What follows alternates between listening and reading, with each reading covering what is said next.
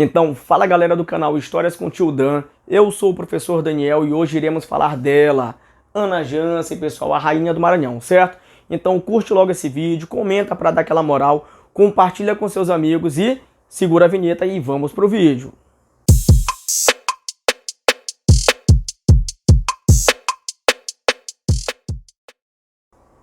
Então vamos lá galera, olha só, Ana Jansen ou Dona Ana Jansen, Nha Jansen, são os nomes que ela é conhecida, ou simplesmente a Rainha do Maranhão, foi uma das mulheres mais importantes do Brasil imperial, tá? E por que não dizer da história do Brasil no geral? Porque olha só, Ana Jansen, ela nasceu em São Luís do Maranhão, tá? Em 1798 e vai morrer em 1869.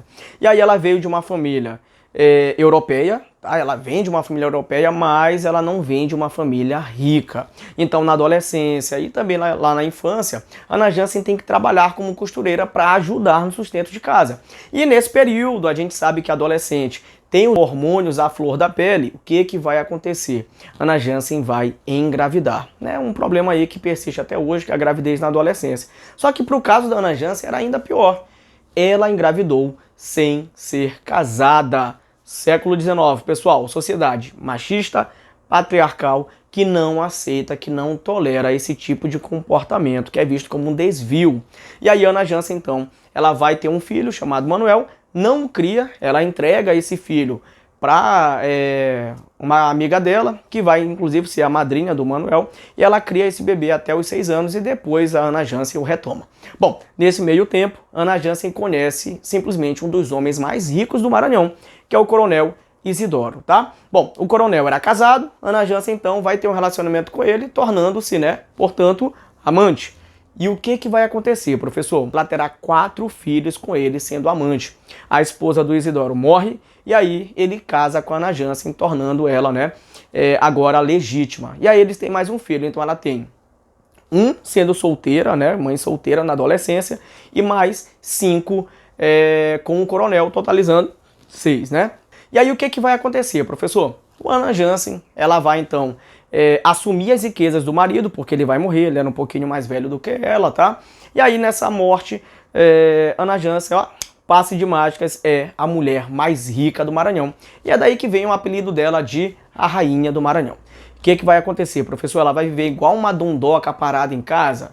Que nada, cara. Ana Jansen vai se tornar uma grande empresária e aí ela vai começar a investir em empresa de distribuição de águas em São Luís, porque não havia água encanada. Ela vai investir em produção de algodão, açúcar, vai investir em imóveis em São Luís, que ela vai alugar, vários casarões eram dela. E aí a fortuna dela, que já era muito grande, vai se tornar ainda maior. Sem esquecer que também Ana Jansen, para a época dela, foi a maior possuidora de escravizados, certo, galera? A mulher era muito poderosa, tão poderosa que o poder dela, que era, no caso, econômico, vai se transformar também em um poder político, beleza? Olha só, século XIX, existiam basicamente no Império 2 partidos, conservador e o liberal. Ana Jansen, ela vai liderar o Partido Liberal, que aqui no Maranhão era chamado de Bem-te-vi, beleza? Só que tem um detalhe, a Constituição de 1824,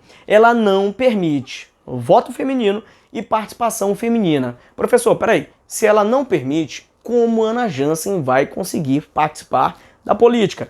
É aí que tá, galera, o grande segredo da Ana Jansen, o grande poder que ela tem, né? Porque mesmo a eleição não sendo permitida às mulheres, ela vai ter poder político através dos seus filhos. Então, olha só, os seus filhos eram eleitos e faziam basicamente ali o que ela determinava, visto que era a grande matriarca da família, beleza? E aí também, obviamente, nessa questão de se envolver na política, ela vai adquirir bastantes inimigos. O inimigo dela mais famoso é um comendador Meireles, que era um grande comerciante de São Luís, que vai, inclusive, ser líder do Partido Conservador, e ela era do Liberal, portanto, eles, ó, vão chocar-se. E aí, o comendador Meireles, ele tenta, inclusive, queimar a imagem da Ana Jansen, ele vai desenhar a foto dela em pinicos e vai botar para vender, para as pessoas fazerem ali as suas necessidades em cima da foto dela. Ela vai dar o troco, ela vai comprar todos os pinicos sem que ele saiba, né, utilizando pessoas aleatórias. e vai jogar os pinicos, que eram de cerâmica, na porta da casa dele para encher de vidro lá. Então eles vão ter ali uma briga, né, meio de gato e rato. Então eles vão ter um processo bem interessante ali de disputa política entre os dois, beleza? Para além disso, Ana Jansen, portanto, era uma grande pessoa, né, para o tempo dela, claro. E aí o que vai acontecer, professor? Ela vai ter um processo de destruição da sua imagem. Por quê? Porque ela era uma mulher que estava envolvida com política, que estava envolvida com a parte econômica, e ela não levava desaforo para casa, como vocês puderam perceber lá na questão do Comendador Meireles. E aí várias histórias vão surgir sobre a Ana Jansen, da maldade dela, de como ela tratava os seus escravizados, que ela jogava seus escravizados num poço, que ela cortava a mão deles. Vai ter uma história que inclusive tem um bairro hoje, né, que tem o nome relacionado a essa história, que é o Tamancão, que fica ali pro lado do Anjo da Guarda, ali na área Itaquibacanga. Ela tinha um casarão lá, que inclusive hoje é um estaleiro escola, vou colocar uma foto para vocês aqui, tá? Chegando nesse casarão, tinha um local de mangue, diziam que ela colocava seus escravizados deitados, né, para fazer uma ponte humana, e ela passasse ali com seus belos sapatos franceses. E aí, inclusive, a família dela já até desmentiu, falou, olha, vem cá, se ela conseguisse andar por cima dos escravizados, ela teria que ser uma equilibrista gigantesca. E é um ponto muito interessante de se pensar, né? Realmente, você andar por cima de pessoas, você ia cair. Ainda mais em sapato, com salto alto. Então essa história não parece ser tão verdade. E aí, professor, então por que estão surgindo essas histórias? Como eu falei no início, é justamente para tentar aí queimar a imagem da Ana Jansen. Então, para além dessas histórias, após a morte, os historiadores costumam falar que ela não teve descanso nem pós-morte. Porque, olha só, ela morre, né, em 1869, velhinha, né, de casas naturais, e com detalhe que ela já tinha tido mais 4 filhos, né, após a morte do Isidoro, com outro amante, que era o desembargador Vieira de Mello, então totalizando 11 filhos, tá? Uma solteira, 5 com o Isidoro, 4 com o desembargador Vieira de Mello, e aí ela se casa com um comerciante no final da vida dela de Belém, e aí quando ela morre, ela é enterrada onde hoje é o estádio municipal do Nhozinho Santos, né, que era um cemitério da época, e aí o que vai acontecer? Vão surgir lendas sobre a Ana Jansen.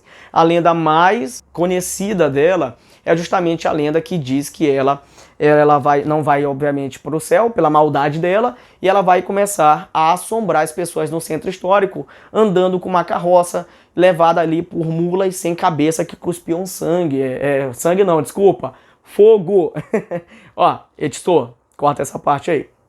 Então, olha só, eles vão dizer que ela anda então, pelo centro histórico com carroça, com mulas sem cabeça, cuspindo fogo, e aí ela aparece para as pessoas, né? E aí ela entrega uma vela. Se as pessoas não fizerem alguma oração, alguma reza, no final essa vela se transforma em osso e essa pessoa está amaldiçoada. Bom, pessoal, então vocês percebam que ela não teve paz pós-morte, porque surgiram ainda várias lendas, né, sobre ela, e tem tantas outras que eu não vou me atentar aqui, porque a história ela não vai se apegar tanto à lenda, beleza? Mas o que é importante é, a Ana Jansen, para alguns, ela é uma pessoa heróica, tá? Porque ela foi uma mulher empreendedora, porque ela assumiu o papel, né, de chefe de família, porque ela soube aumentar a fortuna, porque ela não aceitou as regras sociais que limitavam a participação feminina.